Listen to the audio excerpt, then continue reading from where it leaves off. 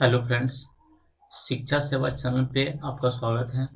देखिए, हम लोग कार्य, ऊर्जा और शक्ति को स्टार्ट किए थे, जिसमें पिछले 2 वीडियो में कार्य और ऊर्जा के एक पार्ट गतिज ऊर्जा के बारे में पढ़ चुके हैं। आज हम ऊर्जा के सेकेंड पार्ट स्थितिज ऊर्जा और अगले वीडियो में शक्ति को देखेंगे। तो चलिए शुरू करते हैं। स्थितिज ऊर्जा यानी पोटेंशियल एनर्जी। सबसे पहले हम स्थितिज ऊर्जा का डेफिनेशन देखेंगे। देखिए, डेफिनेशन क्या है। किसी वस्तु में स्थिति के कारण कार्य करने की क्षमता को स्थितिज ऊर्जा कहते हैं, जिसका फॉर्मूला होता है P बराबर mgh, जहां m बराबर हो जाएगा मास यानी द्रव्यमान, g बराबर हो जाएगा ग्रेविटी एक्सेलरेशन यानी गुरुत्वीय त्वरण, जिसका मान होता है 9.8 मीटर प्रति सेकंड स्क्वायर, और h बराबर हाइट। किसी वस्तु का स्थितिज ऊर्जा निकालने के लिए 3 चीज की आवश्यकता होती है, जिसमें पहला है वस्तु का मास यानी द्रव्यमान होना चाहिए, दूसरा गुरुत्वीय त्वरण g, तीसरा ऊंचाई होना चाहिए। तब हम स्थितिज ऊर्जा आसानी से निकाल सकते हैं। अब हम स्थितिज ऊर्जा से संबंधित कुछ इम्पोर्टेंट पॉइंट को देखेंगे।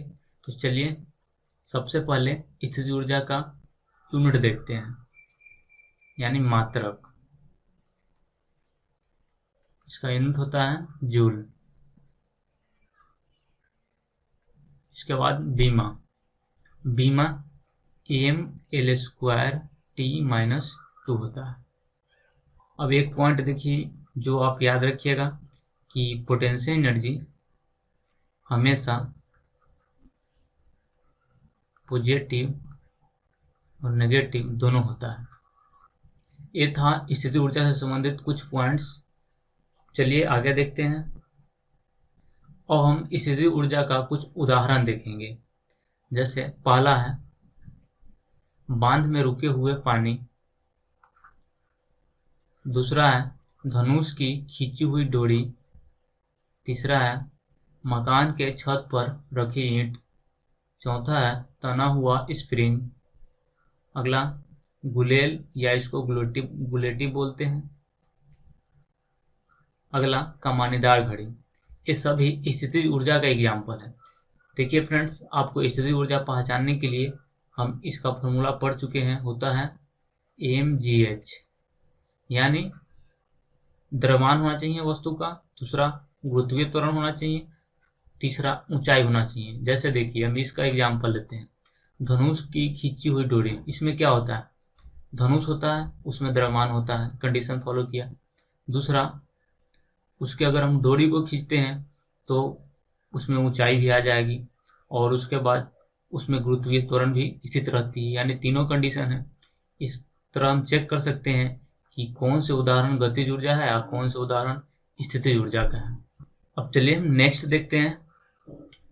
अगला है ऊर्जा संरक्षण के नियम, यानी law of conservation of energy.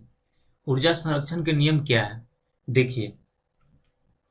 इस नियम के अनुसार ऊर्जा को न तो उत्पन्न किया जा सकता है और न ही नष्ट किया जा सकता है। केवल एक वस्तु से दूसरे वस्तु में हस्तांतरण यानी ट्रांसफर की जा सकती है।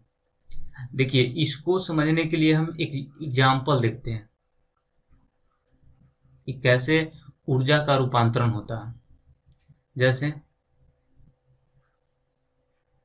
कोई चाय से भरा हुआ कप है, चाय गर्म है, अब इसको हमको ठंडा करना है।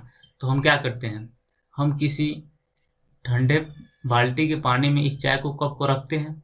अब कुछ देर के बाद देखेंगे कि इस चाय का कप ठंडा हो जाता है और जो बाल्टी का पानी होता है वो गर्म हो जाता है। तो आप इस तरह देखेंगे कि चाय का जो हीट था वो पानी में ट्रांसफर हो गया, न कि नष्ट हुआ है। यानी ऊर्जा न तो उत्पन्न होती है न ही नष्ट होती है, सिर्फ एक बॉडी से दूसरे बॉडी में ट्रांसफर होती है। अब हम ऊर्जा के संरक्षण के नियम पर आधारित कुछ उपकरण को देखेंगे जो ऊर्जा को एक वस्तु से दूसरे वस्तु में ट्रांसफर करती है, जिससे हर एग्जाम में 1-2 क्वेश्चन आते हैं। तो चलिए सबसे पहले हम उपकरण देखेंगे, उसके बाद यह उपकरण किस ऊर्जा को किस ऊर्जा में ट्रांसफर करती है यानी रूपांतरण करती है, एक एक करके इसको देखेंगे। तो चलिए देखते हैं। पहला है डायनेमो, जिसको हम जनरेटर भी कहते हैं। ये देखिए, इसका काम होता है यांत्रिक ऊर्जा को विद्युत ऊर्जा में बदलना। अगला है माइक्रोफोन, ये भी ऊर्जा का परिवर्तक है जो ध्वनि ऊर्जा को विद्युत ऊर्जा में बदलती है।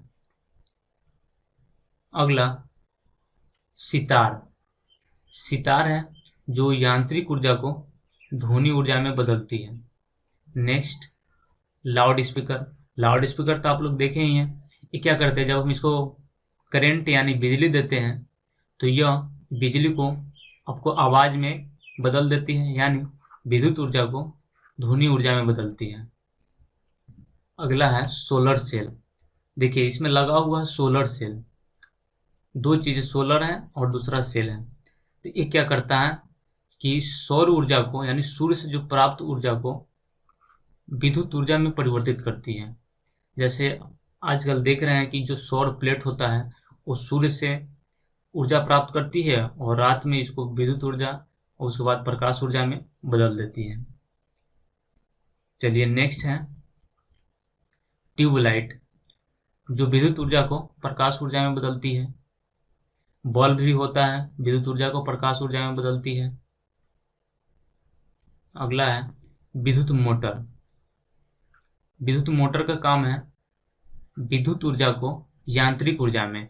और फ्रेंड्स आगे हम डायनोमो को बताए हैं जो यांत्रिक ऊर्जा को विद्युत ऊर्जा में बदलती है, यानी मोटर डायनोमो एक दूसरे के अपोजिट है और लाउड स्पीकर और माइक्रोफोन एक दूसरे के अपोजिट है। तो आप उसको याद रखिएगा। चलिए नेक्स्ट विद्युत सेल, विद्युत सेल में आता है बैटरी। इसमें क्या होती है, रासायनिक ऊर्जा संचित रहती है और यह विद्युत ऊर्जा में परिवर्तित करती है। अगला मोमबत्ती, मोमबत्ती क्या होता है, इसमें रासायनिक ऊर्जा संचित रहती है और यह प्रकाश और ऊष्मा ऊर्जा में बदल देती है। अगला एग्जाम्पल है विद्युत बल्ब, जो विद्युत ऊर्जा को प्रकाश और ऊष्मा ऊर्जा में परिवर्तित करती है। नेक्स्ट है टेलीफोन, जो ध्वनि ऊर्जा को विद्युत ऊर्जा में परिवर्तित करती है। जैसे टेलीफोन से हम बात करते हैं तो हमारा आवाज को कैप्चर करता है और उसको यह विद्युत ऊर्जा में परिवर्तित कर देता है। नेक्स्ट विद्युत पंखा, विद्युत पंखा जो इलेक्ट्रिक से चलती है यानी विद्युत ऊर्जा को यांत्रिक ऊर्जा में कन्वर्ट करती है। तो ये था 12 उपकरण जो ऊर्जा के प्रमुख रूपांतरण है, जिससे हर एक एग्जाम में क्वेश्चन आते हैं। तो आप इस 12 को हमेशा याद रखिएगा। तो देखिए फ्रेंड्स, हम लोग कार्य और ऊर्जा को पढ़ लिए। नेक्स्ट वीडियो में शक्ति से संबंधित पॉइंट्स को देखेंगे। तो चलिए फ्रेंड्स, मिलते हैं नेक्स्ट वीडियो में। अगर आपको ये वीडियो पसंद आया हो तो ये वीडियो को लाइक, कमेंट्स, चैनल को सब्सक्राइब जरूर कीजिएगा। इस वीडियो को देखने के लिए आपका बहुत बहुत धन्यवाद।